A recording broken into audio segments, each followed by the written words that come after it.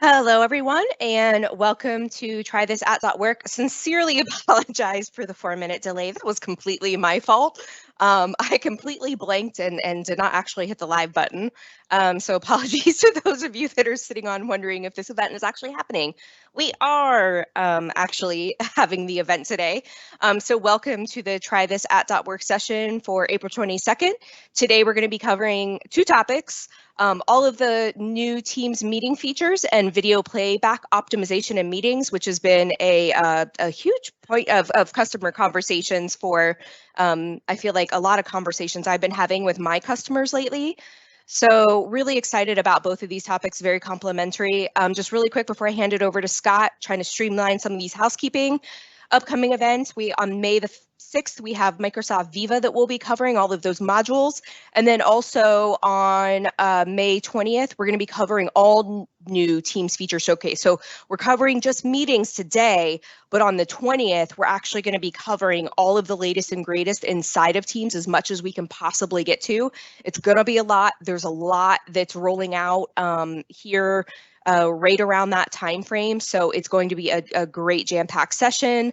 Again, led by my partner in crime, Scott Rindell, who is on the call today. Scott is a TryThisAt.Work leader, and he's also a partner technical architect at Microsoft. And he's actually going to be leading both sessions today, in addition to the new Teams feature showcase session happening on the 20th. And of course, I think most of you know me, Kelly Cleland, Customer Success Manager at Microsoft and a TryThisAt.Work leader.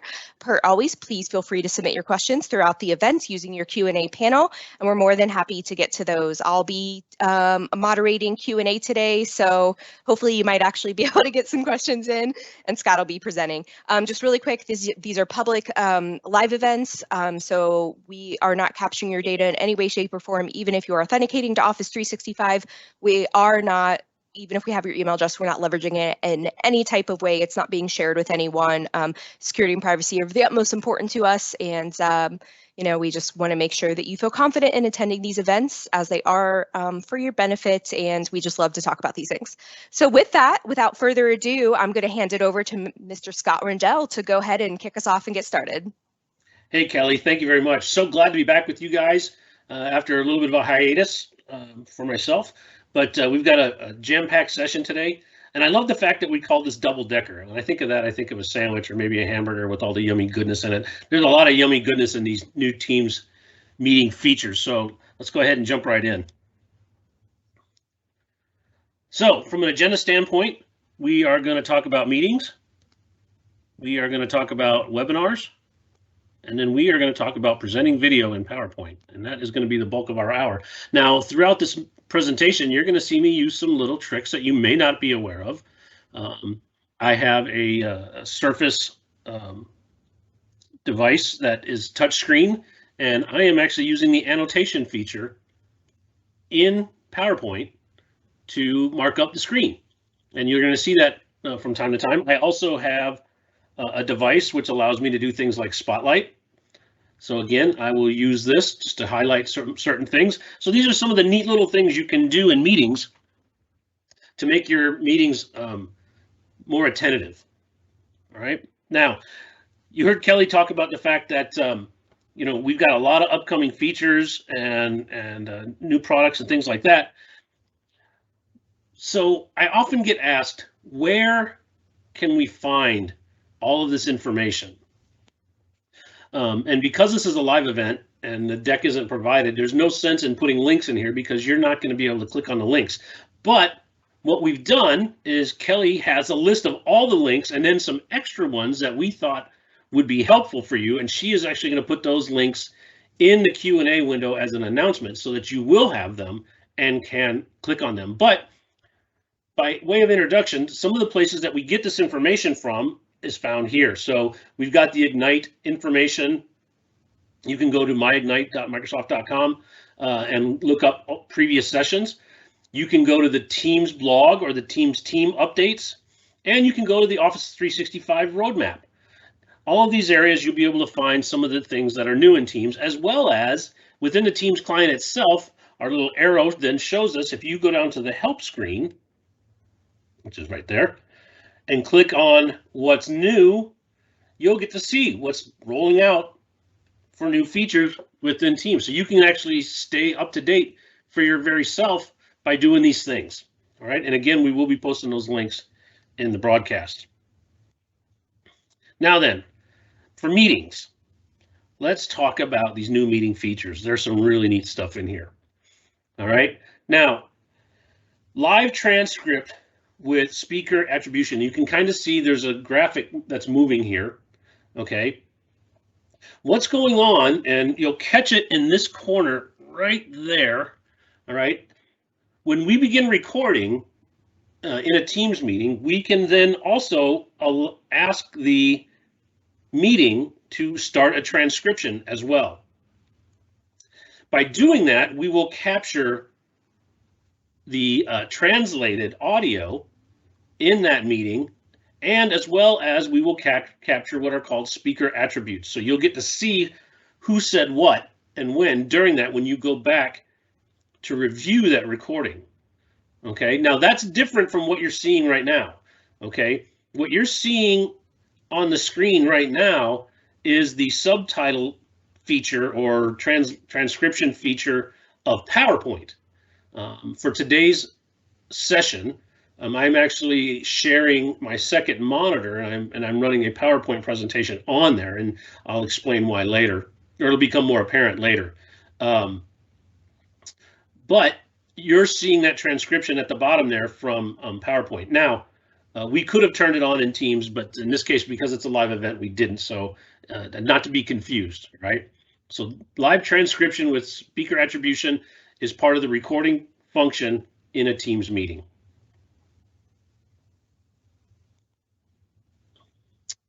All right. We now have this thing called dynamic view, and you're seeing it scroll through right here. What dynamic view does is it automatically adjusts the gallery or the video configuration, if you will, of your meeting based on the number of people that are actually sharing video or content. Okay, so it's rolling through, you're seeing more people adding video, and then finally someone presented content. And this will change dynamically for you as you go throughout your meeting. Now, you do have the ability to go through and force your own view, and that can be done right here. Once you get that little box, or of course you can always click the ellipsis, which is here, and change your view should you want to. But by default, dynamic view will automatically adjust that view for you unless you do something to override it. Hey, Scott, quick question. Sure. The spotlighting feature that you're using. So a question came in asking you kind of where you were honing in on the specific content. Yep. Can that be used on a regular meeting using a Teams client on a Windows device, or is it specific to Surface? So this is actually a Logitech meeting pointer. So it is a USB connected device that I'm using, and it allows me to scroll forward or back in there, as well as do the spotlighting and mouse clicking. So it's available from Logitech. That's what I'm actually using to do the spotlight. I'm not actually using a Teams feature. Okay. So excellent question. Thank you.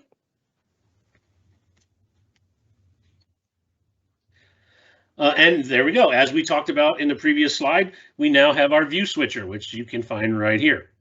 Okay, so we have gallery, which will give you video feeds.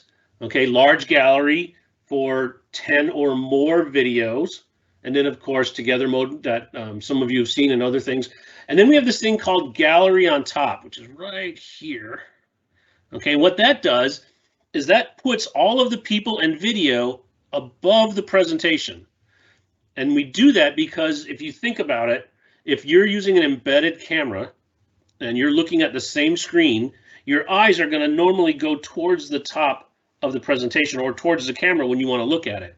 So when you're watching people, rather than your eyes shifting to the bottom or to the side or maybe to a different monitor, the idea being with all of the people's icons and or video at the top, that's going to put your eyes closer to the actual camera itself, and it makes it look like you're more engaged. So we've got that whole gallery on top feature as well. So that's very, very nice and gives you, again, control. Now, until that shows up, you will still have the ellipsis here with the option of, with some options, not all of them, but with some options to change what your current viewing experience is.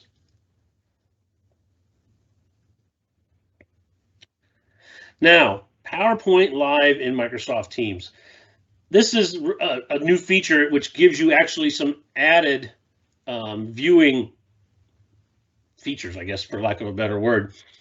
What PowerPoint Live does now is it allows you to present a PowerPoint directly from Office 365. So currently, I'm presenting a PowerPoint from my desktop, okay? Which means, you know, all of these transitions and my video, if I was presenting video, and everything is coming from my device, going over my internet connection to my ISP, up to Office 365, and then down to you folks that are attending the live event. And there'll be a graphic on this, and I'll point it out. But what PowerPoint Live does is it leaves the PowerPoint in Office 365 and allows everyone in the meeting, including the presenter, to pull that PowerPoint down from the cloud. So now you're not seeing a PowerPoint that's dependent on my bandwidth. You're seeing a and consequently your bandwidth. You're seeing a PowerPoint that you are pulling down from Office 365 directly. So eliminating the possible latency or delay or jitter, packet loss, things like that. Or God forbid, my internet connection goes down altogether. You don't lose the meeting because your PowerPoint's coming from the cloud. So if my internet went down, Kelly could then jump in and continue the meeting because the PowerPoint is not coming from me directly, it's coming from the cloud. Again, there'll be a graphic on this and I'll show you. Now, what this is also showing you is that you have the ability to switch through the presentation, but as a presenter, what you get is previously when you presented, say your desktop or whatever, you get that red line around the presentation. And if you didn't have multiple monitors, you wouldn't be able to see like the notes field and the next slide coming up and things like this.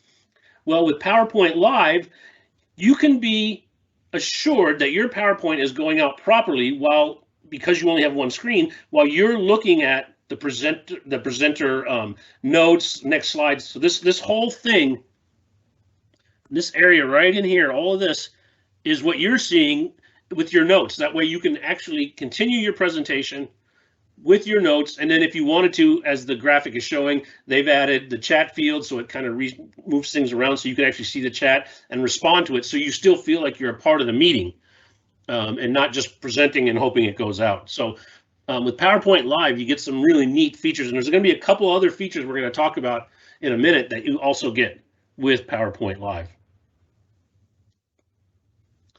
So with PowerPoint Live comes these new presenter modes. All right, you can see the graphics scrolling through the presenter modes right now. So we've got standout, which was where the individual is silhouetted in the bottom right-hand corner. Now, it's interesting, you should point out, if you are going to present in a presenter mode with PowerPoint Live, or I guess with any PowerPoint for that matter, because you default to the bottom right-hand corner of the presentation, make sure that your PowerPoint does not have content in the bottom right-hand corner. I was actually a part of a webinar, not a part of it, I actually viewed a webinar last week where they did not take that into effect. They were excited to use presenter mode, they used it in standout, and sure enough, the person's silhouette covered content and we couldn't see it. So that was a little disappointing. So just keep in mind that bottom right-hand corner, if you guys are going to use standout, is off limits for content.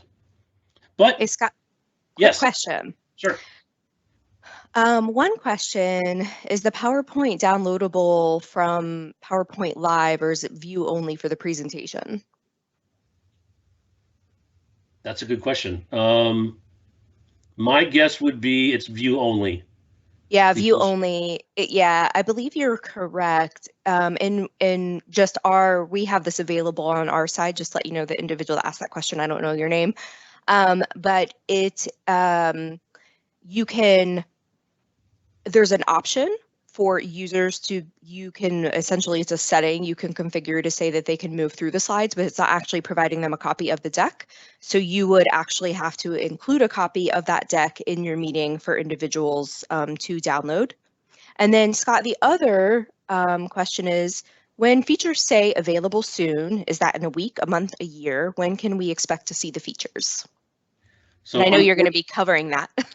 Unfortunately, available soon could mean tomorrow, or it could mean, next quarter. The product group really doesn't give us timelines. They just let us know that it's coming, which means it's generally on their radar in development, or possibly in private preview. So I've seen these complaints before, and I've heard people talk about it. Unfortunately, we don't make those rules, so we're subject to this as soon as well. Yeah, and some of these features we really want, right, Scott? Yeah. Even Well, for us. and we have the advantage of being in what we call the dog food ring. And for anybody that doesn't understand that term, it just means we're on an inner preview ring within Microsoft. So we get some of these features early.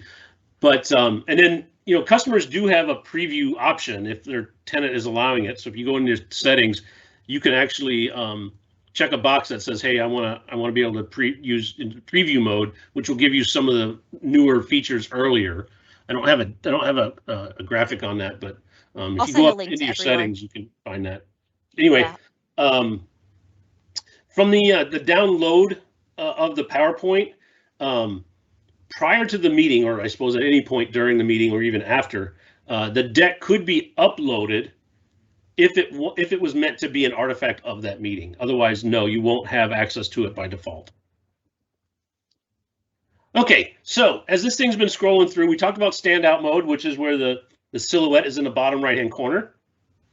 We have this thing called Reporter now, which is actually new. I've not even quite seen this yet, but it places your silhouette off to the side. So like the graphic says, kind of like a news story where the newscaster is kind of big and the silhouette off to the side. And then of course we've got your standard old side-by-side where the video feed is side-by-side. And of course there's technically one more, which means no video feed whatsoever. You're just displaying, but that's really not, I guess you can't really call that a presenter mode. That's just presenting content. But so really, really new, neat features coming out. But again, the big takeaway here is if you're going to use standout mode, no content in the bottom right quadrant.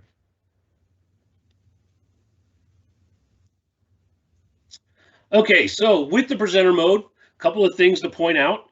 Okay, when you first go to share your content, which is right here, okay, you're going to get this window.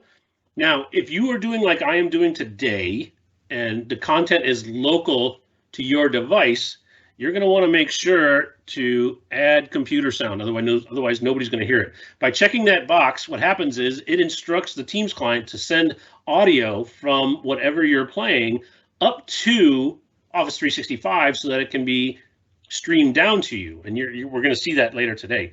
Now, interestingly enough, I want to call out, if you are using the PowerPoint Live, you do not need to include computer sound, because whatever audio is embedded in that PowerPoint will automatically come down from Office 365.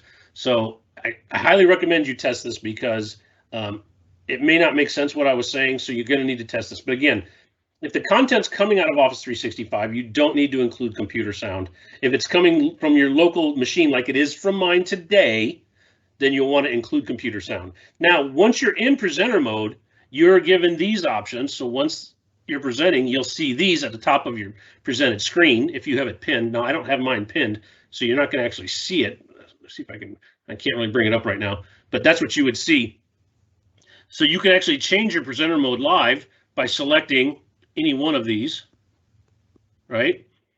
Or if you happen to forget to use computer audio, or if you needed to switch and have something, say an audio file or something from your PC play, then you can select your computer audio there after the fact. Okay, so that's what that little icon does.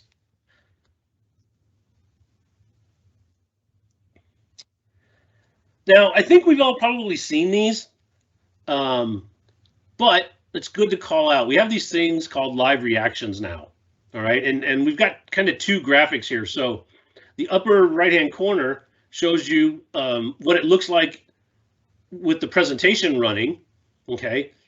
People have been clicking and doing those things, and you can see those live things. Or if there's no actual content being presented and we're just looking at video feeds and talking, we've got kind of, I don't know what you want to call them, inline reactions. So you can see here This lady up in this corner, she clapped her hands. He clapped his hands. This lady clicked the heart. This one clicked a little happy face. See that come up again. There it is. Okay. Versus seeing it in the entire content display up there. So 2 ways you're going to see that kind of stuff. But those are really clever. And the way you get to those is by clicking on this right here, this little head with the hand. Okay. So you can do things like raise your hand. Okay. Or you can put out any one of these as a reaction. So just a little bit different. That one, this one here raises your hand, okay? And these are actually reactions. Now your hand will stay raised until you click that again and put it down, okay? But that's where you'll find those, is with the little head with the hand on it. So those are your live reactions, as well as raising and lowering your hand. And then, you know, we've seen a lot of people start to use the raise your hand feature, and I think it's very, very appropriate and polite, because that way, as a presenter, you can wait and then call on people as need be. So very, very clever, useful tool. Really, really happy to see it.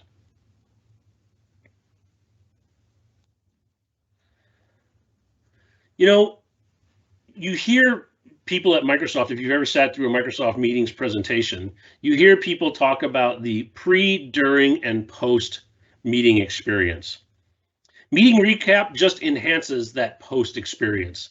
So after the meeting's over, if it was recorded, you will of course see the recording, and you'll notice all of this stuff ends up in the details section of that meeting. So when you go back into the meeting in Teams and click on details, then you'll find things like the recording, the transcript, any notes that were taken, any possible files that were uploaded, okay? And the chat summary you'll find on the chat tab. So really, really neat stuff from a meeting recap standpoint, and allows you to keep that information, that collaboration going after the meeting's over.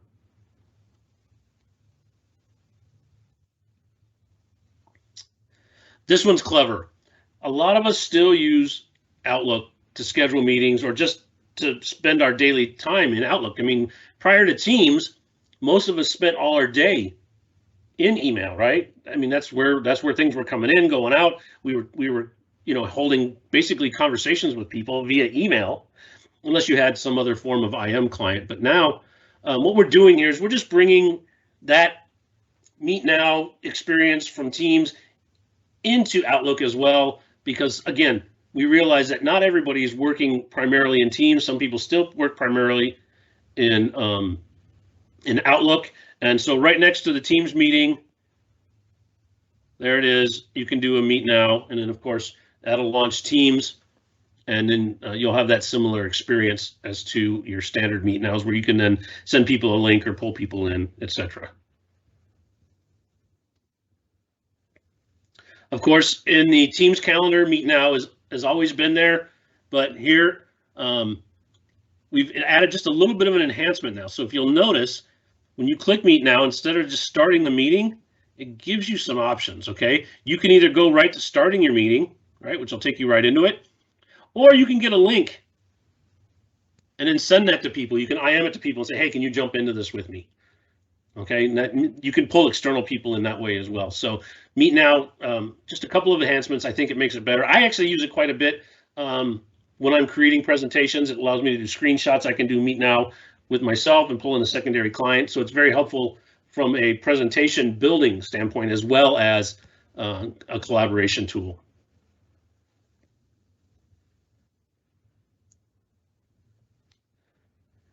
Okay, masking PSTN participant phone numbers. This one's a little bit of an advanced feature, okay? But you should understand that by default, external participants will not be able to see caller ID. This has already been turned on for everyone because it is a security issue. It's more of a privacy issue than it is a security issue. Okay, so what's happening here is you're seeing a snapshot of the people tab from a meeting, and we can see that someone dialed in.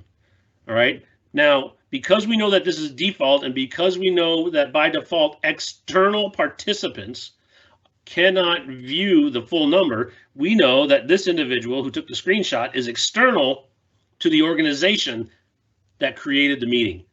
So if, say, we at Microsoft created this meeting and one of you were out there also in our meeting and someone happened to dial in from a cell phone, we would see the full number because we're the internal organization that created the meeting, but you as the external participant will have that masked. Now, you're not going to find this in the Teams admin dashboard. It is available currently only via PowerShell, which is what we're talking about right here. So if you do a search on this information, masking PSTN participant or masking phone numbers for audio conferencing, it'll take you to the page that gives you this PowerShell command, so your administrators can then set that for your organization accordingly.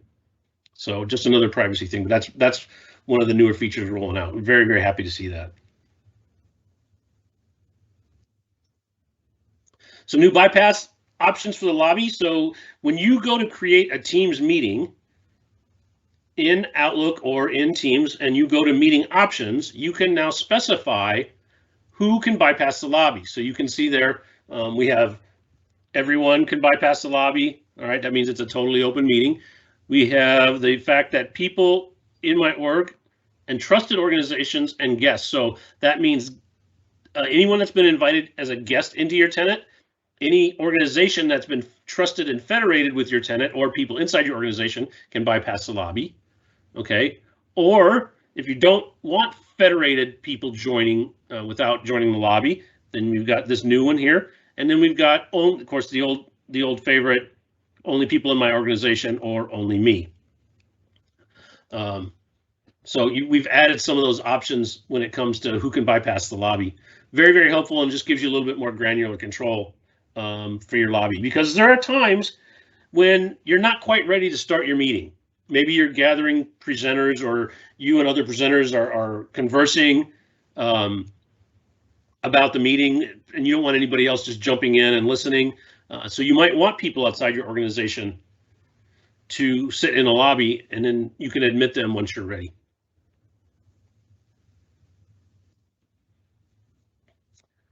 That dynamic meeting experience that we talked about earlier with the dynamic view has now been extended to the Android phone. So here's a couple of screenshots of an Android with that dynamic view changing as required based on whether or not somebody's sharing content or if it's just video.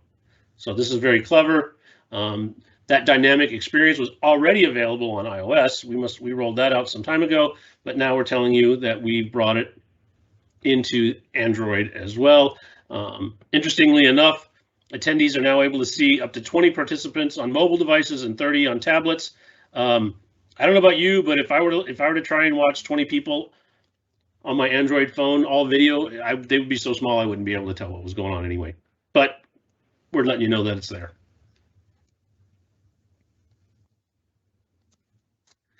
Quick question, Scott. Sure. If the administrator decided to set the mask to mask for everyone, does the tenant administrator later on have the ability to unmask the number on the report or user page in case of troubleshooting? I don't know the answer to that question.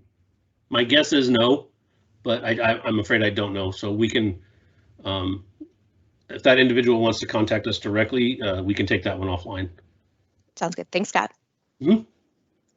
This one's interesting. I'm surprised they finally got it. I was actually on the team that did some of the live hacks for this. In other words, they contacted a bunch of us internally and said, hey, if you got an iPad, we want you to join and see if you could present. And this was a few months ago, so I'm excited to see that they finally rolled it out. So what is this? You can now use your iPad as a presenter in live events.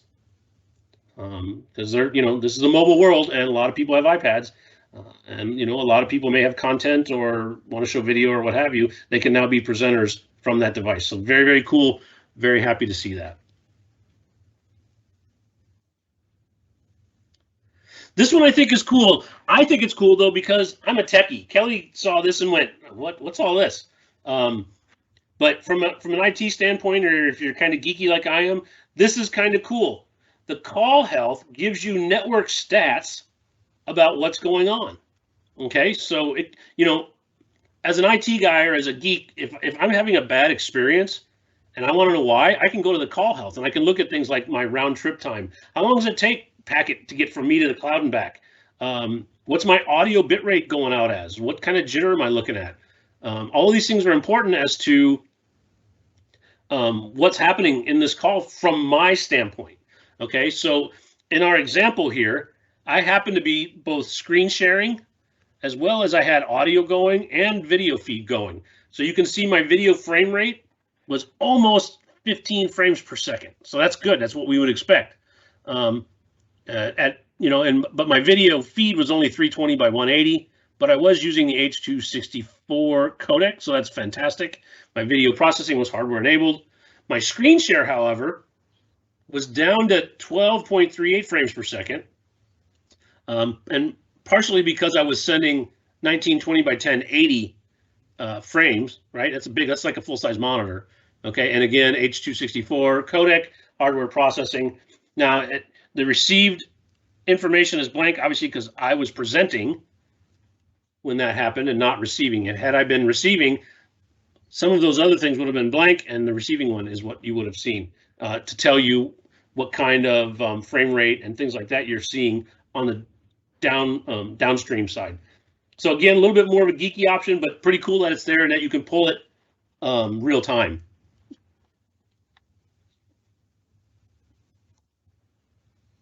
Chat bubbles. We all love chat bubbles. What is a chat bubble? Well, on your mobile, a chat bubble is just putting a frame around your IMs, your chats within a meeting if you're on mobile. But in the actual client, what it does for you is rather than having to expand the side where the chat is, so seeing chat on the right, you can actually see what people say in line. So here we have someone saying, hey, I'm running late. You can see they're not in the meeting right now, but they opted to put in a text, and there's a little, it's not really a bubble, is it? It's just more, it just popped up on the screen towards the top so you can kind of see it without having to take your attention away from the people that are already in the meeting. So really kind of cool, that's coming. And I expect to see some really neat enhancements with that.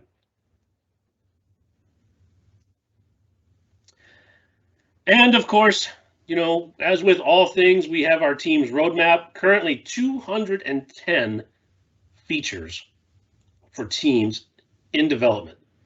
We're currently rolling out 28 of those features right now, and we've launched over 140 features according to the roadmap.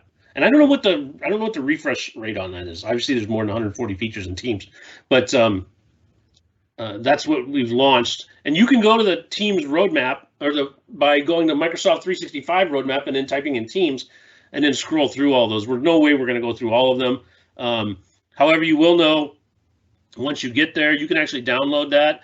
That will give you all of those updates in a spreadsheet, so you can go through and read them or sort them as you want.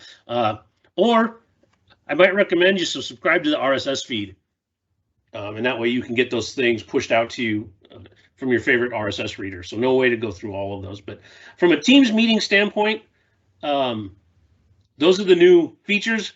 Next up is, wait for it, webinars. Yay, everybody loves webinars. So, webinars really got accelerated due to this past year, and I'm not going to say why. Everybody knows why. So some of these features had to be accelerated, and I think this will be the word of the year for Microsoft is webinar. Prior to this, we used meetings or live events. The word webinar wasn't really used. I've heard it used a lot more in the last year. We've adopted it as well, and it'll make sense as we go through. Now, webinars typically are registered for, right? So here we go. We have registration now. So when you create an event, as we watch the graphic here, let's watch that again in case you missed it. It'll scroll through. There it is. So webinar is an option now in the calendar that you can select, and once you do that, you have the option to create that registration area, right? Register for this event, and then copy the registration link and send it out, or put it on a web page or on a form, so that people can then register for that event. That's the whole idea behind the fact that it's a webinar, is that we can create a registration rather than having to populate, email addresses for every conceivable person that we would want in there. And then you can customize that registration as well right there from Teams. So that's the big thing with webinars, is the fact that we've got a registration.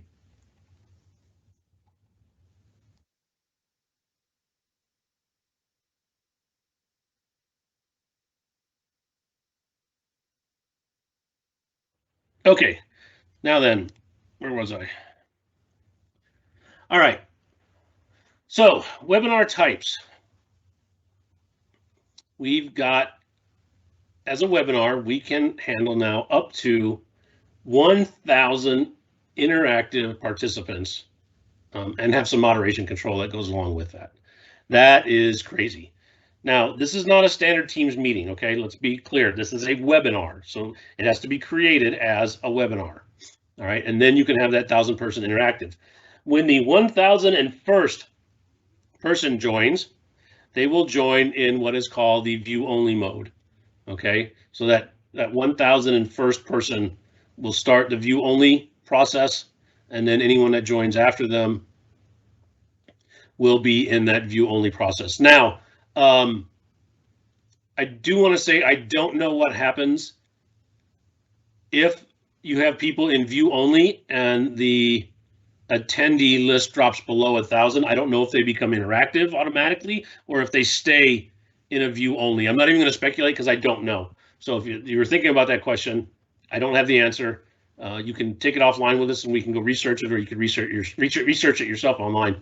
But again, I don't know what happens once you've gone over 1,000 attendees to the people that are in view only when that attendee list drops below 1,000. So that's where I was going with that. But it's nice to know you can have them and what happens and what your experience is going to be for those webinars.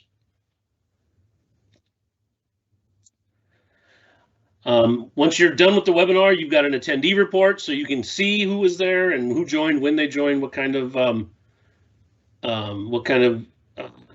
status they had, how long they were on.